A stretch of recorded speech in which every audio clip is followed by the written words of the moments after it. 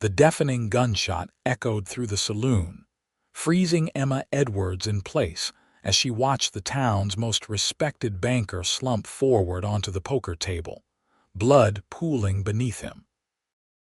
It was 1878 in San Francisco, California, and Emma had just become witness to a murder that would change her life forever. "Nobody move," shouted the killer, his face momentarily illuminated by the flickering oil lamps. It was a face Emma recognized instantly: Henry Dalton, the ambitious businessman who had been trying to buy up half of San Francisco. Their eyes met across the room, and in that terrible moment, Emma knew her life was in danger. Chaos erupted as patrons scrambled for the doors. Emma seized the opportunity, gathering her skirts and slipping out the back entrance into the cool night air. Her heart hammered against her ribs as she ran down the alley, her breath coming in sharp gasps. She'd seen his face, and worse, he'd seen that she'd seen him. For 3 days, Emma hid in a cramped storage room above the dress shop where she worked, jumping at every sound. The newspapers were calling it a robbery gone wrong, but Emma knew better. She'd seen Dalton's deliberate movements, watched him approach Arthur Wilson, the banker, from behind and fire point blank. This was no robbery, it was an execution. On the 4th day, Emma heard heavy boots climbing the stairs to her hiding place. Terrified, she gripped the small knife she kept for protection, preparing to defend herself. The door creaked open. "Miss Edwards," a deep voice called softly. "I'm not here to hurt you." A tall man with broad shoulders stepped into the room, removing his hat to reveal sandy brown hair. His eyes were the color of a clear summer sky, and despite her fear, Emma noticed the gentleness in them. "Who are you?" she whispered, keeping the knife raised. "Wyatt Anderson. I ranch outside of town." He kept his distance, hands visible. "Martha at the general store told me you might be in trouble. Said you witnessed the Wilson murder." Emma's eyes widened. "How does Martha know?" "Small towns have big ears, madam, and Dalton's men have been asking about you all over San Francisco." He stepped closer, his spurs jingling softly. "They're saying you did it." "What?" Emma gasped. "That's absurd. I was just there playing cards." I believe you," Wyatt interrupted. "But Dalton's got the sheriff in his pocket, and there's a reward for your capture now. $500. Emma sank onto a crate, the knife trembling in her hand. At 23, her life had been simple until now, working at the dress shop, saving money, dreaming of one day owning her own business. Now she was a fugitive. "What am I going to do?" she whispered. Wyatt's expression was resolute. "You need to come with me. My ranch is remote, about 50 miles east in the foothills. You'll be safe there until we can figure out how to clear your name." Emma studied him carefully. Everything her father had taught her before his death from consumption 3 years ago warned against trusting strangers, especially men. But there was something in Wyatt Anderson's steady gaze that made her want to believe him. "Why would you help me? You don't even know me." A shadow crossed his face. "Let's just say I know what it's like to be falsely accused. We should leave tonight under cover of darkness." Emma knew she had little choice. If Dalton's men found her, or if she was taken by the sheriff, her fate would be sealed. She gathered her few belongings, including her mother's silver locket, the only item of value she possessed. They slipped out of town just after midnight, Wyatt leading 2 horses. Emma had ridden before, but never side-saddle for such a long journey. Her blue calico dress, practical for work at the shop, was hardly suitable for horseback, but there had been no time to change. "We'll have to ride hard through the night," Wyatt explained, helping her mount. "If we're spotted leaving town, they'll follow." The journey was grueling. They rode without stopping except to rest the horses briefly, keeping to less traveled paths and avoiding the main roads. Emma's muscles screamed in protest, but she didn't complain. Fear was a powerful motivator. By dawn, the coastal fog of San Francisco had given way to rolling hills dotted with oak trees. As the sun climbed higher, Emma caught her first glimpse of Wyatt's ranch, a modest but well-maintained homestead nestled against the foothills, with a corral of horses, a small herd of cattle grazing in the distance, and a sturdy two-story house with a wide porch. "It's not much," Wyatt said, misinterpreting her silence for disappointment, "but it's safe." "It's beautiful," Emma replied honestly. After the cramped quarters above the dress shop and the smoky saloons of San Francisco, the open space and clean air felt like paradise. As they approached the house, an older man with a weathered face emerged, rifle in hand. Upon recognizing Wyatt, he lowered his weapon. "Took you long enough," he called. "Was beginning to think you'd run off to Mexico after all." "Just had to make a detour, Hank," Wyatt replied, dismounting and helping Emma down. "This is Miss Edwards. She'll be staying with us for a while." Hank gave Emma an appraising look, then nodded. "Any trouble following you?" "None that I could spot, but we should keep watch just the same." Emma swayed slightly, exhaustion catching up to her. Wyatt steadied her with a hand on her elbow. "Let's get you inside," he said softly. "You need rest." The interior of the house was simple but comfortable, with solid wooden furniture and clean, if worn, furnishings. A large fireplace dominated the main room, and the smell of coffee and bacon lingered in the air. "You can take my sister's old room upstairs," Wyatt told her. "She married a fellow from Sacramento last spring. The room's been empty since." Emma followed him up the narrow staircase, too tired to ask the many questions burning in her mind. The bedroom was small but cozy, with a patchwork quilt on the bed and curtains that matched. "Get some sleep," Wyatt said, pausing at the door. "We'll talk more when you're rested." Emma managed a nod before collapsing onto the bed, not even bothering to remove her boots. Sleep claimed her instantly. She woke to the sound of voices downstairs and sunlight streaming through the window. For a moment, confusion gripped her, but then the events of the past few days came rushing back. She was a fugitive, hiding at a stranger's ranch, wanted for a murder she didn't commit. After washing her face in the basin provided and doing what she could to make herself presentable, Emma ventured downstairs. Wyatt and Hank sat at the kitchen table, their conversation halting when she appeared. "Good afternoon," Wyatt said, standing. "You must be starving." Emma realized she was indeed famished. "What time is it?" "Just past 3. You slept nearly 10 hours. Wyatt gestured to the stove where a pot simmered. "Hank made stew." As she ate, Wyatt explained their situation. "Hank rode into the nearest town this morning to gather news. The story's spreading fast and it's not good. They're saying you were Wilson's spurned lover, that you killed him in a jealous rage." Emma nearly choked on her stew. "That's ridiculous. I barely knew the man beyond seeing him at the bank."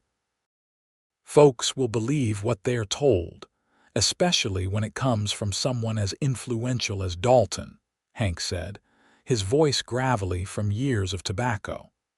"And he's offering $1,000 now for information leading to your capture." $1,000 was a fortune more than most men made in a year. Emma's heart sank. "Every bounty hunter in California will be looking for me." Wyatt's expression was grim. "That's why you need to stay here, out of sight. My land stretches for miles, and few people come this way. Those who do are friends we can trust." "I can't hide forever," Emma protested. "I have a life in San Francisco, or I did." "Not forever," Wyatt agreed. "Just until we can find a way to prove your innocence." Emma looked between the two men. "How would we do that?" "It's my word against Dalton's, and he's one of the most powerful men in San Francisco." Wyatt leaned forward, his expression intense. "Someone else must have seen something. The saloon was crowded that night, wasn't it? Emma nodded slowly. Yes, but in the confusion after the shot. She paused, remembering. Wait, there was a man at the bar older with a silver beard. He was facing our direction. He must have seen Dalton approach Wilson. Do you know his name? Wyatt asked eagerly. No, but he was wearing a Union Army veteran's pin. Someone might know him. Wyatt exchanged a look with Hank. That's a start. I'll make some inquiries next time I'm in town. Over the following days, Emma adjusted to life on the ranch. Unable to simply sit idle, she insisted on helping with chores, cooking meals, mending clothes, even learning to tend the small vegetable garden behind the house. Physical labor helped quiet her mind, distracted her from the constant fear of discovery. She learned that Wyatt had inherited the ranch 5 years earlier when his parents died of influenza within weeks of each other. His sister, Rebecca, had stayed until her marriage, and Hank, an old friend of Wyatt's father, had remained to help run the place. They employed a few hands to manage the cattle but otherwise kept to themselves. One evening, as Emma helped Wyatt mend a fence near the house, she caught him watching her. The setting sun cast a golden light across his features, softening them. "What is it?" she asked, self-conscious. "Nothing," he replied, returning his attention to the fence post. "Just thinking you're not what I expected." "Oh, what did you expect?" Wyatt chuckled. "I don't know. When Martha told me about a dress shop girl who witnessed a murder, I pictured someone more delicate."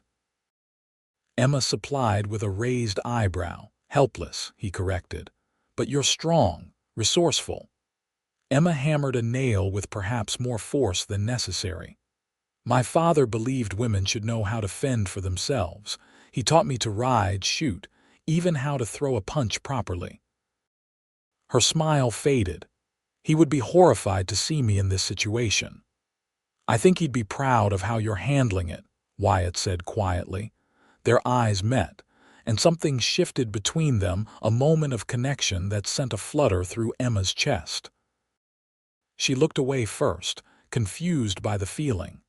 That night, Emma couldn't sleep. She sat by her window, staring out at the moonlit landscape, wondering if she would ever return to her old life. The thought wasn't as distressing as it had been days ago. Despite the circumstances, there was a freedom here she'd never known in the city. A movement near the barn caught her attention. She leaned forward, squinting into the darkness, and saw Wyatt emerge. He walked to the corral fence and leaned against it, staring up at the same moon she'd been contemplating. On impulse, Emma grabbed her shawl and headed downstairs. The night air was cool against her skin as she approached him. Wyatt turned at the sound of her footsteps, not seeming surprised to see her. "Couldn't sleep either?" he asked. Emma shook her head, joining him at the fence. "Too much thinking." They stood in comfortable silence for a while, listening to the night sounds: crickets, an occasional whinny from the horses, the distant howl of a coyote. "Can I ask you something?" Emma finally said. "Of course. You said you know what it's like to be falsely accused. What did you mean?"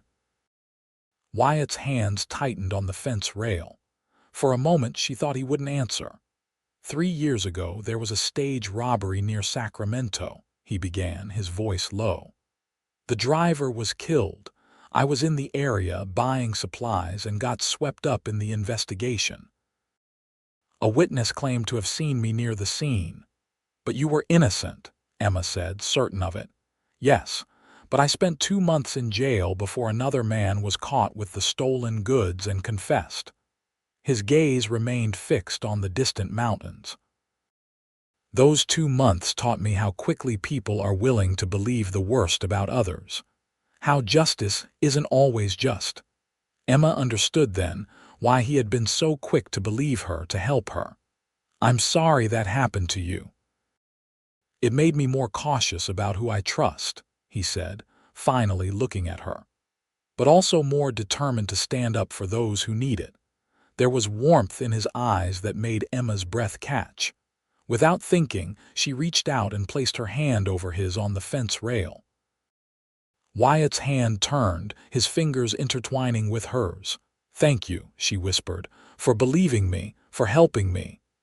His thumb traced a gentle pattern on the back of her hand. "We'll find a way through this, Emma, I promise." They remained that way for a long while, connected by touch and shared understanding, until the chill in the air finally drove them back inside. The following morning, Hank announced he was riding to town for supplies. "Need anything special?" he asked Emma. Emma hesitated, embarrassed. "I don't have any money with me." "Nonsense," Wyatt interjected. "You're our guest. What do you need? Some fabric, perhaps, and thread. I could make myself another dress." She glanced down at her blue calico, which she'd been washing and wearing in rotation with a borrowed shirt and trousers of Rebecca's that Wyatt had offered. "And maybe some paper and ink. I should write to my employer, let her know I'm safe, even if I can't tell her where I am." Hank nodded. "I'll see what I can find." After he left, Wyatt suggested teaching Emma to shoot. "If trouble comes looking for you here, you should be able to defend yourself." They spent the morning behind the barn with Wyatt's Colt revolver. Emma proved a quick study, her father's basic lessons providing a foundation. By midday, she was hitting the makeshift targets with reasonable accuracy. "Not bad," Wyatt admitted, impressed. "A few more sessions and you'll be out shooting Hank." Which wouldn't be saying much, considering his eyesight, a voice called from behind them. They turned to see Hank approaching, his wagon loaded with supplies. His expression was grim. "What's wrong?" Wyatt asked immediately. "News from San Francisco," Hank replied, glancing at Emma. "Dalton's increased the bounty to $1,500, and they're saying Miss Edwards had an accomplice, a tall rancher who helped her escape." Emma's blood ran cold. They know about Wyatt, not by name, but they've got a description. "Seems somebody spotted you two leaving the city." Hank handed a newspaper to Wyatt. "There's more. The sheriff's assembled a posse. They're searching all the outlying areas." Wyatt scanned the paper, his jaw tightening. "Says here they found a witness who claims he saw Emma pull the trigger." "That's a lie," Emma exclaimed. "Who would say such a thing?" "A man named Jackson," Wyatt read. "Bartender at the Golden Nugget Saloon." Emma shook her head in disbelief. "The bartender that night was older, at least 50, and his name was Patrick or Peter, something like that. I'd never seen a Jackson there." "Dalton must be paying people to lie," Wyatt said, folding the newspaper. "Which means he's desperate to find you." "Or silence me," Emma added quietly. That evening they discussed their options over dinner. The posse was still searching closer to San Francisco, but it was only a matter of time before they widened their search. "We could head east," Hank suggested. "Nevada, maybe, or beyond." Wyatt frowned. "Running will just make Emma look more guilty." "We need to find that veteran she saw in the saloon, the one who might have witnessed Dalton shooting Wilson." "And how do you propose we do that without getting captured or shot?" Hank asked. Emma listened to them debate, a plan forming in her mind. "I need to go back to San Francisco," she said firmly. Both men stared at her as if she'd lost her mind. "Absolutely not," Wyatt said. "It's too dangerous." "Hear me out," Emma insisted. "They're looking for a woman with my description, yes, but what if I don't look like me?" She touched her long brown hair. "I could cut this, dress as a young man. No one would look twice at a boy running errands or asking questions." Wyatt shook his head. "It's too risky. Dalton knows your face." "I can be careful. And I know San Francisco, the back streets, the service entrances." "I could find the veteran, maybe even gather evidence against Dalton." "Or get yourself killed," Wyatt countered, his voice rising. "I didn't risk bringing you here just to watch you walk straight back into danger." The intensity in his eyes made Emma pause. There was more than concern there was fear. Fear for her. "Then come with me," she said softly. "We'll go together." Before Wyatt could respond, they heard the sound of approaching horses. Hank moved to the window, peering through the curtains. "Riders coming up the drive," he reported. 3 of them. Wyatt was on his feet instantly, grabbing his rifle from the wall. "Emma, upstairs. Hide in the crawlspace in the attic. Hank showed you where it is." Emma nodded, fear gripping her throat. "What about you two? We'll handle this," Wyatt assured her. "Go now." Emma hurried upstairs, heart pounding. The small door to the crawlspace was hidden behind a trunk in the attic. She squeezed inside, pulling it closed behind her. The space was cramped and dusty, but it offered a perfect hiding place. From below, she could hear muffled voices, Wyatt greeting the visitors, his tone casual but guarded. A deeper voice responded, too indistinct for Emma to make out the words. The conversation continued for what felt like hours but was probably only minutes. Finally, she heard the front door close, followed by receding hoofbeats. Footsteps on the stairs made her tense, but then Wyatt's voice called out, "Emma, it's safe now." She emerged from her hiding place, covered in dust but unharmed. Wyatt was waiting at the bottom of the attic stairs, relief evident on his face. "Who was it?" she asked. "Just some cowhands from the next ranch over, looking for a stray bull," he explained.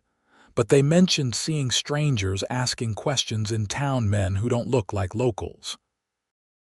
"Bounty hunters, most likely." Wyatt ran a hand through his hair, a gesture Emma had come to recognize as a sign of his agitation. "We need to be more careful. No riding out in the open, no unnecessary trips to town." Emma nodded, but inwardly her resolve strengthened. They couldn't simply hide and wait for Dalton's men to find them. Her idea of returning to San Francisco, dangerous as it was, might be their only chance. That night, unable to sleep again, Emma made her decision. She would return to San Francisco with or without Wyatt's help. First, though, she needed to make herself less recognizable. In the stillness of her room, she took a pair of scissors from her sewing kit and stood before the small mirror on the wall. Her brown hair had always been her pride, falling in waves past her shoulders. With determined snips, she began cutting, watching the locks fall to the floor around her feet. When she finished, her hair barely reached her chin, framing her face in a way that emphasized its angles. With the right clothes and a cap, she could easily pass for a young man of 17 or 18. The door opened suddenly, and Wyatt stood there staring at her transformation in shock. "What have you done?" he asked. Emma lifted her chin defiantly. "What's necessary? I'm going back to San Francisco, Wyatt. I won't spend my life running and hiding." He stepped into the room, closing the door behind him. "You're the most stubborn woman I've ever met." "I'll take that as a compliment." To her surprise, a smile tugged at the corner of his mouth. "It was meant as one," he sighed, resignation in his voice. "If you're determined to go, I'm coming with you. We'll leave tomorrow night." Emma's relief was so profound she moved without thinking, wrapping her arms around him in a tight embrace. Wyatt stiffened momentarily before his arms encircled her, holding her close. She felt the steady beat of his heart against her cheek, the warmth of his body seeping into hers. "Thank you," she whispered against his chest. Wyatt's hand moved to her shortened hair, his fingers gently combing through it. "It suits you," he murmured, "though I'll miss the long curls." Emma looked up at him, suddenly very aware of their proximity, of his hand in her hair, of the way his eyes had darkened. For a breathless moment she thought he might kiss her, and realized with startling clarity that she wanted him to. Instead, Wyatt stepped back, clearing his throat. "We should both get some sleep. Tomorrow will be a long day of preparation." Emma nodded, disappointed but understanding. This wasn't the time for whatever was growing between them. First, they needed to clear her name. The journey back to San Francisco took 2 days of careful travel. They avoided main roads and towns, camping in secluded spots. Emma wore a pair of Rebecca's old trousers, a loose shirt that hid her figure, and a cap pulled low over her eyes. With her short hair and men's clothing, she looked convincingly like a young ranch hand. They reached the outskirts of the city at dusk on the second day. San Francisco's familiar skyline, with its mix of wooden and brick buildings climbing the hills, was both a welcome sight and a source of anxiety for Emma. "We'll need a place to stay," Wyatt said as they approached. "Somewhere discreet." "I know a boarding house in North Beach," Emma suggested. "The owner is Italian, keeps to himself, doesn't ask questions as long as the rent is paid." They found the place easily enough, a narrow 3-story building wedged between a bakery and a cobbler's shop. The owner, Mr. Rossi, didn't seem to recognize Emma in her disguise, renting them a small room on the top floor without comment. Once alone, they discussed their plan. "First, we need to find that veteran with the silver beard," Wyatt said. "Any idea where to start looking?" Emma thought for a moment. "There's a place called the Union Club on Montgomery Street. It's a gathering spot for veterans. Someone there might know him." "Good. We'll start there tomorrow." Wyatt hesitated. "And we should try to learn more about Dalton. What was his connection to Wilson?" "Why would he want him dead?" "The bank," Emma realized suddenly. "Wilson was president of the First Bank of San Francisco. Dalton's been buying property all over the city. He must have needed financing. Or maybe Wilson knew something about Dalton's business dealings," Wyatt suggested. "Something worth killing for." They spent the evening planning, speaking in hushed tones, aware of the thin walls and the danger surrounding them. When it came time to sleep, the single bed presented an awkward situation. "I'll take the floor," Wyatt offered immediately. "Don't be ridiculous," Emma countered. "The floor is filthy." "The bed is big enough for both of us if we're careful." After some hesitation, Wyatt agreed. They lay side by side, maintaining a respectable distance between them, though Emma was intensely aware of his presence, the sound of his breathing, the faint scent of pine and leather that seemed to follow him everywhere. "Wyatt," she whispered into the darkness. "What will you do after this is over? After we clear my name?" He was quiet for so long that Emma thought he might have fallen asleep. Finally, he answered, "Go back to the ranch, I suppose. It's my home." Emma turned on her side to face him, though she could barely make out his profile in the dim light. "You're good at ranching, but I get the sense it's not your passion." Wyatt shifted to mirror her position. "My father wanted me to be a lawyer, actually. I studied for a while in Sacramento before he got sick." "You could still do that," Emma said. "It's not too late." "Maybe." His voice softened. "What about you? Will you go back to the dress shop?" Emma considered the question. "I've always wanted my own business, a dress shop, yes, but one where I design the clothes, not just sell them." She smiled in the darkness. "But after all this, I might want something different, something with more space and fresh air." "Like a ranch?" Wyatt asked, a teasing note in his voice. "Perhaps," she replied, her heart skipping at the implication. "If it were the right ranch." The moment stretched between them, filled with unspoken possibilities. Then Wyatt's hand found hers in the space between them, his fingers intertwining with hers as they had that night by the corral. "Get some sleep, Emma," he said gently. "Tomorrow we start fighting back." Morning found them at the Union Club, Wyatt posing as a veteran looking for an old comrade with Emma as his younger brother. The club manager, a one-armed man named Griffith, was initially suspicious but warmed up when Wyatt mentioned a few battles he'd heard about from his father, who had indeed fought for the Union. "Silver beard, you say?" Griffith scratched his chin. "Sounds like old Marcus Fleming." Regular here until a few weeks back. Where might we find him now? Wyatt asked. Griffith's expression grew somber. You can't. Fleming passed away last month. Hart gave out right in the middle of a checker game. He shook his head sadly. Shame too, fine man Fleming was. Army captain during the war. Emma felt her hopes collapse. Their key witness was dead. Did he have any family? She asked, keeping her voice pitched lower to maintain her disguise. Anyone who might have heard him speak of what he saw at the Golden Nugget saloon the night Arthur Wilson was killed. Griffith gave her a sharp look. What's your interest in that business, boy? That's dangerous talk. Wyatt intervened smoothly. My father was a friend of Wilson's. We're just trying to understand what happened. After a moment's consideration, Griffith leaned closer. Fleming did mention something about that night, come to think of it, said he saw something that didn't match the newspaper accounts. He glanced around before continuing. He was writing it all down in a journal he kept. Said a man like him, getting on in years, should leave a record of the truth. Hope surged through Emma.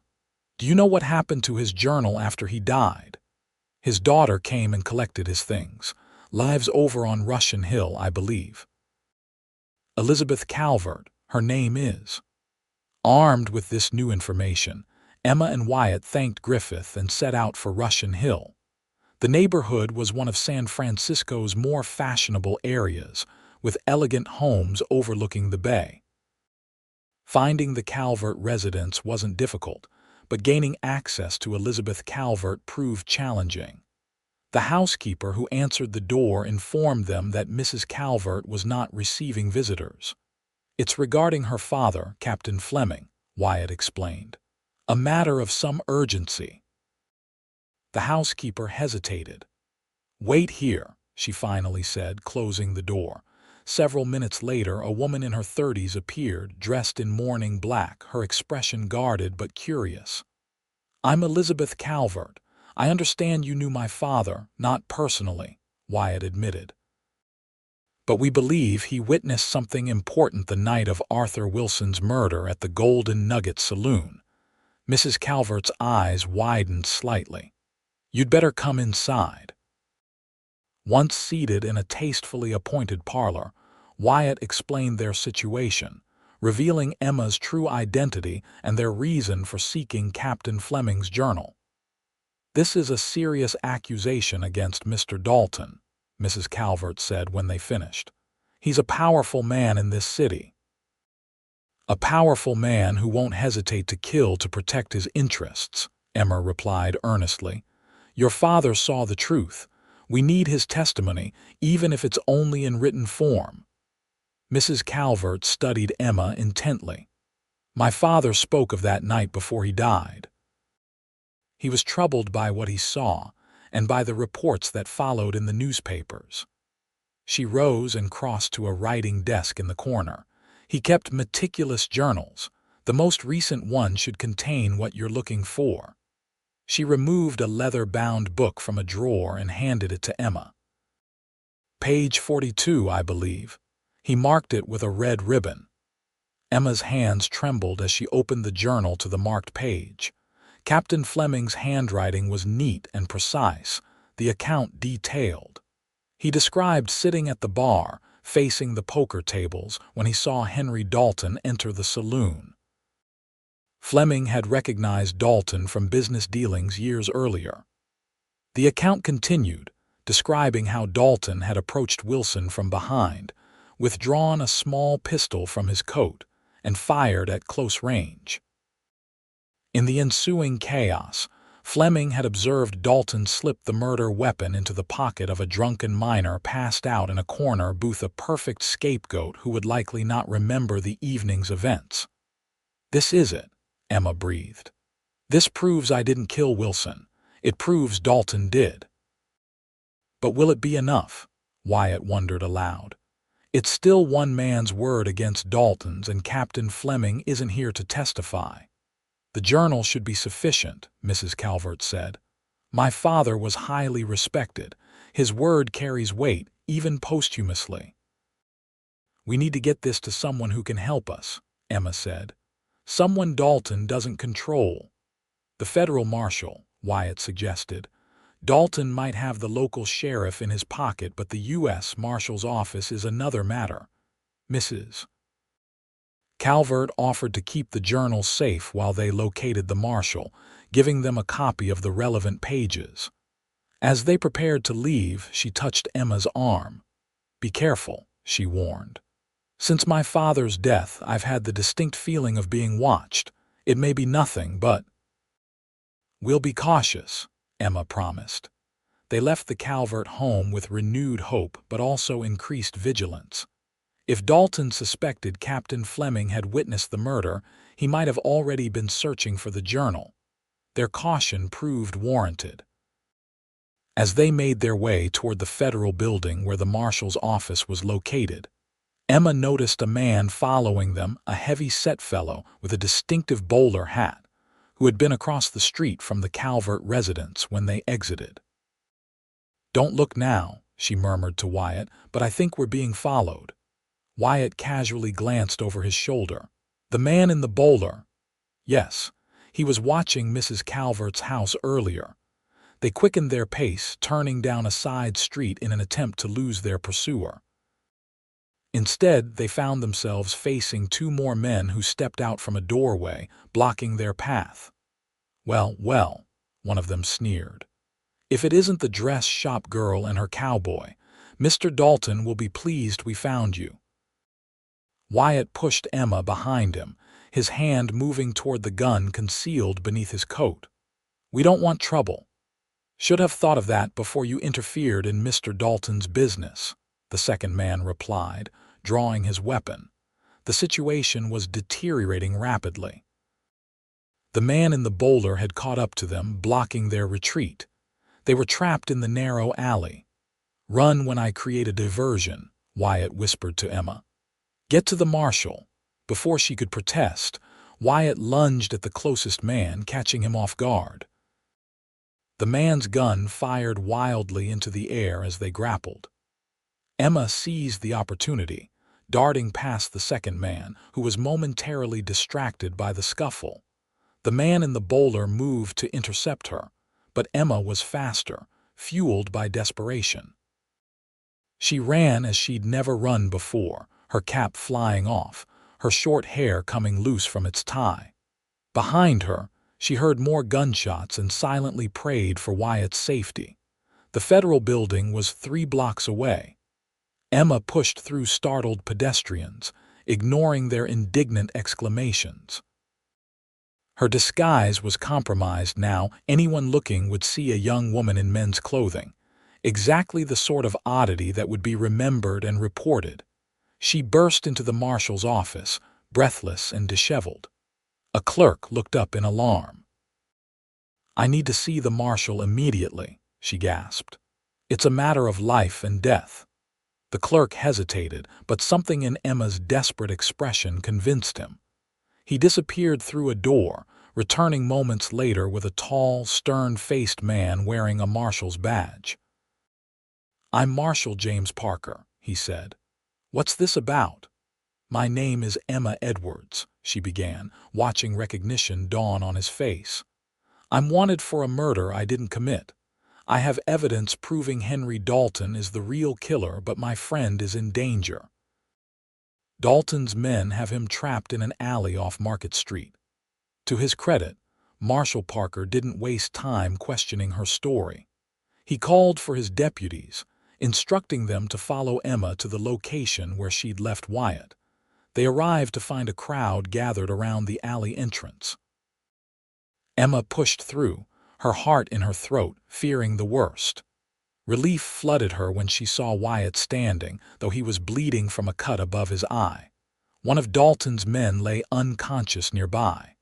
The other two, including the man in the bowler, were nowhere to be seen. "Emma," Wyatt breathed when he spotted her, stepping forward to embrace her before noticing the marshal and his deputies. "You found help. Just in time, it seems," Marshal Parker observed, surveying the scene.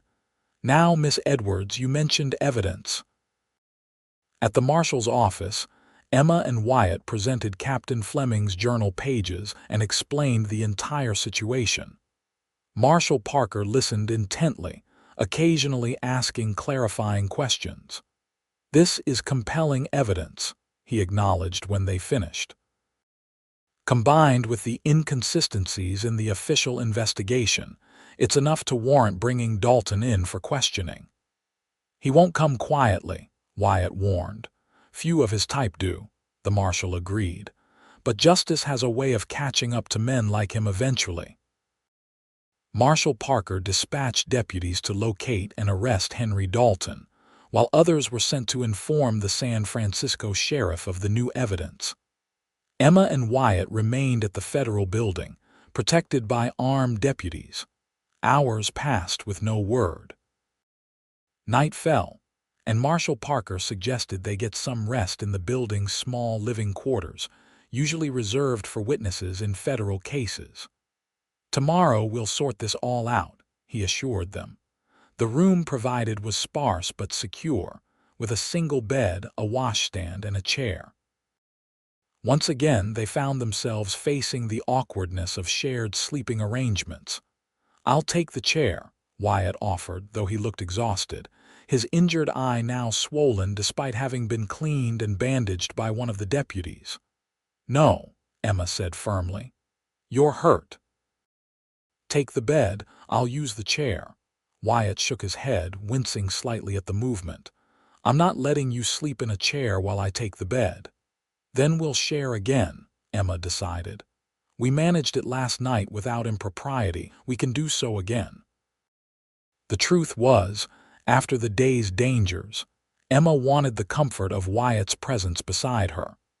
She was still trembling from the confrontation in the alley, from the fear that she might have lost him.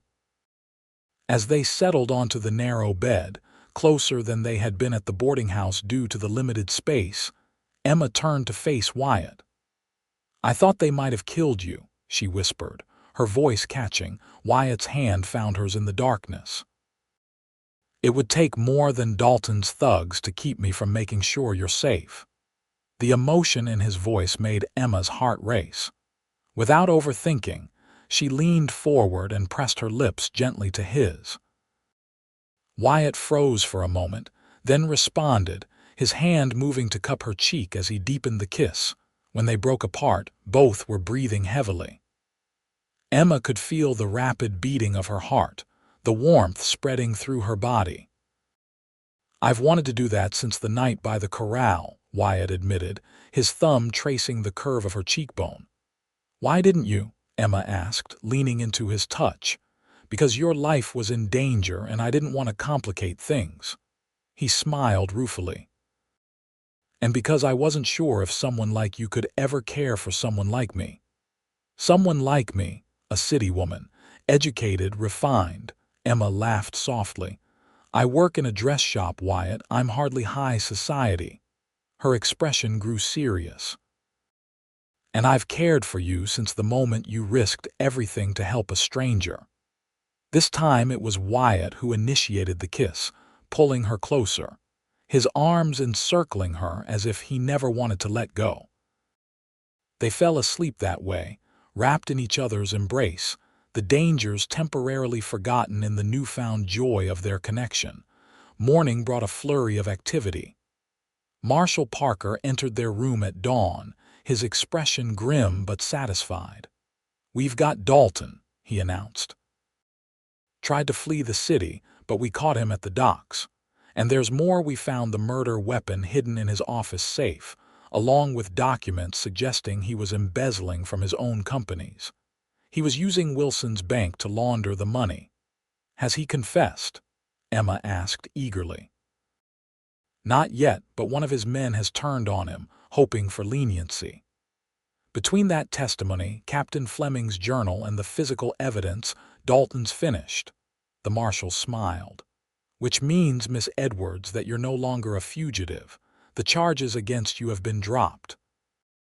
The relief was overwhelming. Emma sank onto the edge of the bed, tears springing to her eyes. Wyatt sat beside her, his arm around her shoulders, a steady presence as always. "What happens now?" he asked the marshal. "There'll be a trial, of course. You'll both need to testify about what you know." Marshal Parker paused. "And I understand Mrs. Calvert has offered the original journal as evidence. Brave woman, she's received threats since your visit yesterday." Emma looked up in alarm. "Is she all right?" "She's fine. We've provided protection." The marshal headed for the door. "Take today to rest. Tomorrow we'll need your formal statements." After he left, Emma and Wyatt sat in stunned silence, the reality of their victory slowly sinking in. "It's over," Emma whispered.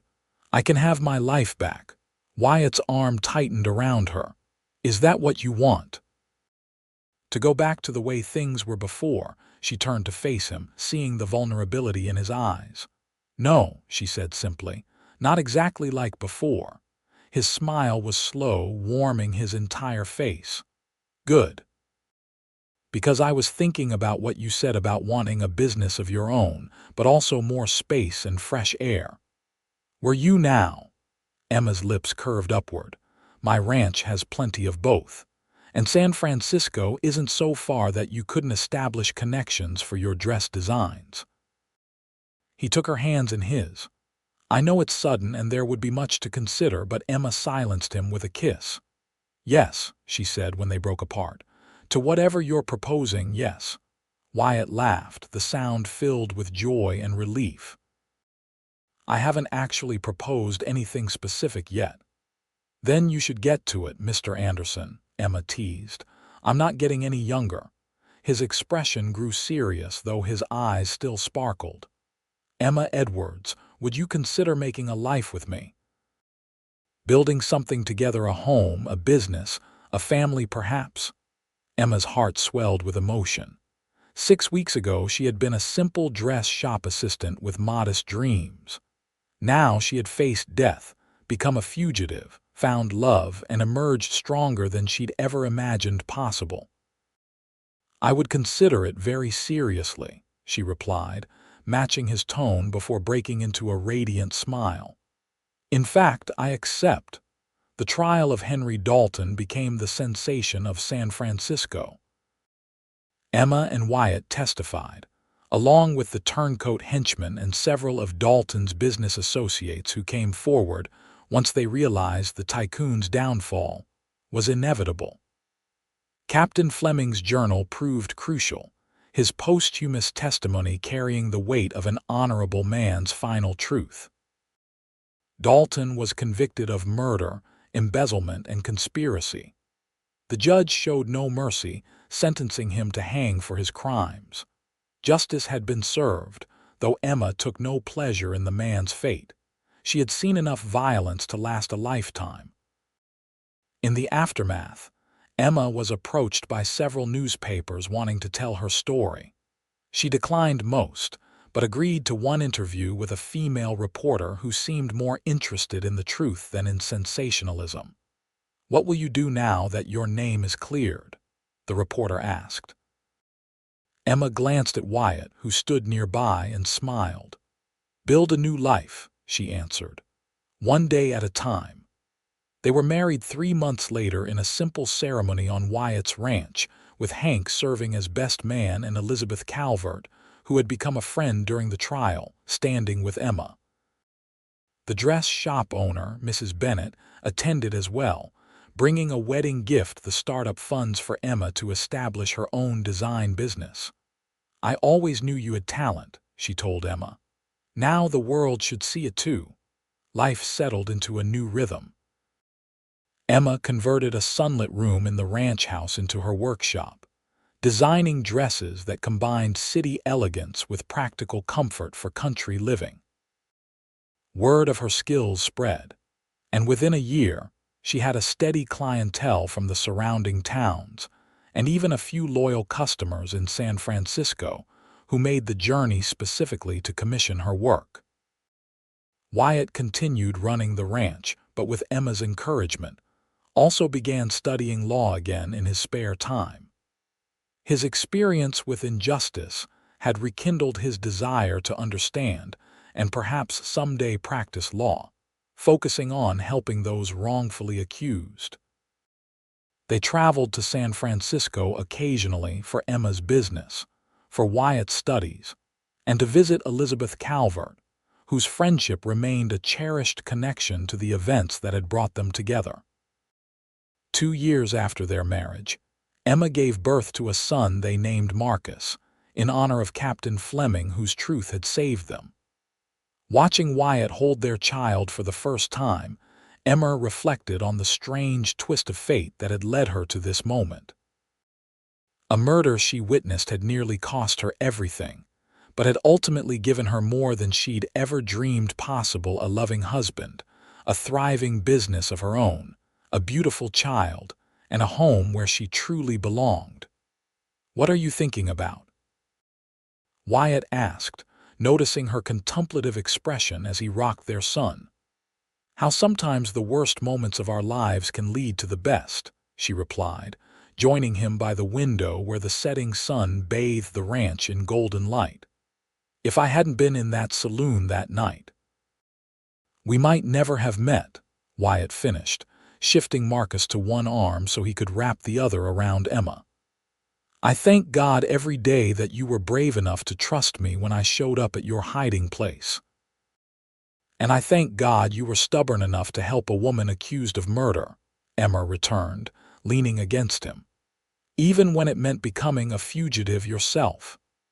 Outside, the ranch hands were returning from the fields, and Hank could be heard whistling as he tended the horses. The everyday sounds of their life together, sounds that had become precious to Emma after the fear and uncertainty of those days on the run. "No regrets?" Wyatt asked softly, pressing a kiss to her temple. Emma looked up at her husband, at their child sleeping peacefully in his arms, and out at the land that had become her home. "Not a single one," she answered truthfully. "Every step of the journey was worth it to end up here with you." As twilight deepened into night, they stood together by the window, a family forged in adversity but thriving in love, proof that even in the wildest circumstances, truth and justice could prevail, and hearts could find their way home.